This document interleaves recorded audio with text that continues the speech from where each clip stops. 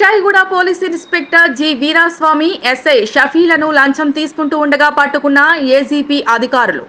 ఓ land close చేయడానికి 3 లక్షలు లంచం తీసుకోవడానికి ఇద్దరు వ్యక్తులను పంపగా పక్కా సమాచారంతో రైడ్ చేశారు ఏసీబీ.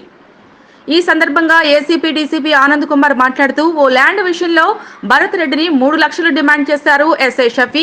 మా సీఐకి కూడా ఇందులో వాటా కావాలి అని 3 లక్షలు ఉపేందర్ మధ్యవర్తిగా పెట్టి భరత్ రెడ్డి ఆఫీసులో తీసుకుంటూ ఉండగా రెడ్ హ్యాండెడ్ గా పట్టుకున్న ఏసీపీ అధికారులు. వీరిపై పూర్తి విచారణ చేస్తామని, ఇందులో ఎవరున్నా వదిలిపెట్టేది లేదు అని ఈ సందర్భంగా డీసీపీ ఆనంద్ కుమార్ చెప్పారు.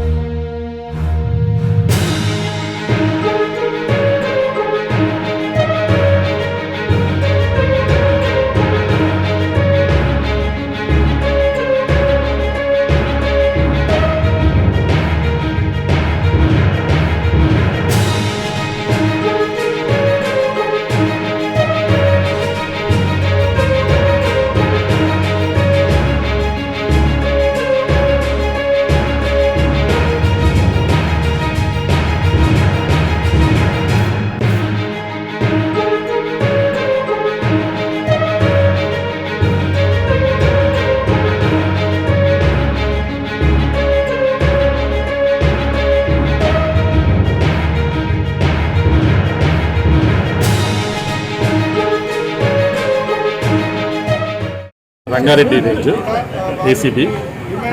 మాకు ఒక ఫిర్యాదు అందిందంటే ఏంటి అంటే భరత్ రెడ్డి అని చెప్పేసి ఒక అతను ఈసీఐలోనే ఉంటాడు.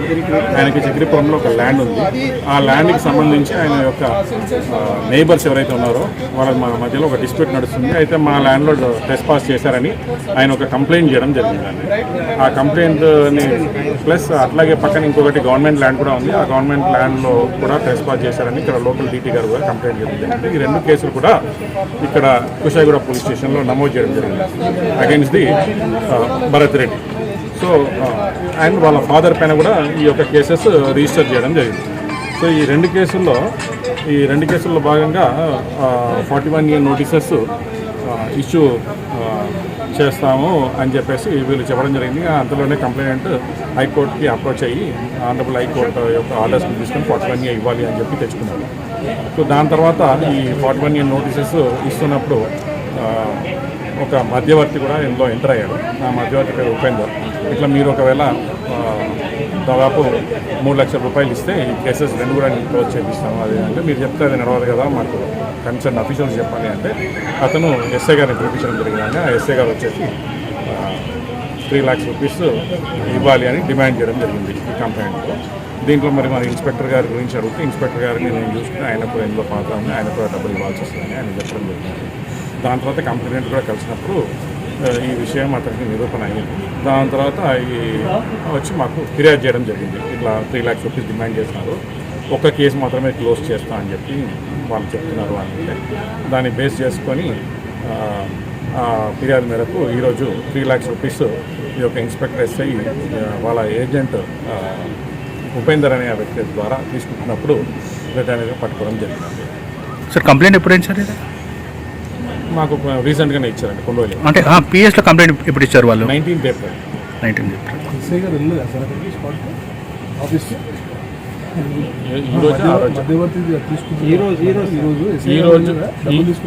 డబ్బులు తీసుకునేటప్పుడు ఇతని ద్వారా తీసుకున్నారు. ఇతను మాత్రమే వచ్చాడు ఉపేందర్. డబ్బులు తీసుకునేది మాత్రం వాళ్ళు వీళ్ళ ద్వారా తీసుకున్నారు. సార్ ఏమైనా సీసీ ఫుటేజ్ ఉన్నాయి సార్ డబ్బులు తీసుకునేది? ఉపేందర్ వచ్చింది కానీ ఎస్ఐ సిఐ రాలేదు. స్పాట్ డబ్బులు తీసుకునేటప్పుడు మధ్యవర్తి అతను ఏజెంట్ ద్వారా తీసుకున్నారు. సార్ డబ్బులు తీసుకునేటప్పుడు సీసీ కెమెరాలు ఏమైనా ఉన్నాయి సార్? సీసీ ఫుటేజ్ ఎస్ఐ గారు వచ్చారా? స్పాట్లో ఉన్నారా? ఆఫీస్కి వచ్చారా అని అడుగుతున్నాం. అదే చెప్తున్నాండి, వాళ్ళ ద్వారా ఇతను వచ్చి తీసుకుంటున్నాడు వాళ్ళ మధ్యలో. ఈ రోజు డబ్బులు 3 లక్షల రూపాయలు ఇచ్చేటప్పుడు ఎవరు లేరు, ఇతను ఉన్నాడు. అతనికి మాత్రమే ఇవ్వమని చెప్పేసి ఎస్ఐ గారు చెప్పడం జరిగింది. ఇంకా నేను మళ్ళీ మిమ్మల్ని కాంటాక్ట్ చేయను, ఇతనికి మాత్రమే నా తరఫు నుంచి ఇవ్వాలి అని చెప్పి ఎస్ఐ గారు చెప్పడం జరిగింది. దాని ప్రకారం అతను తీసుకున్నాను.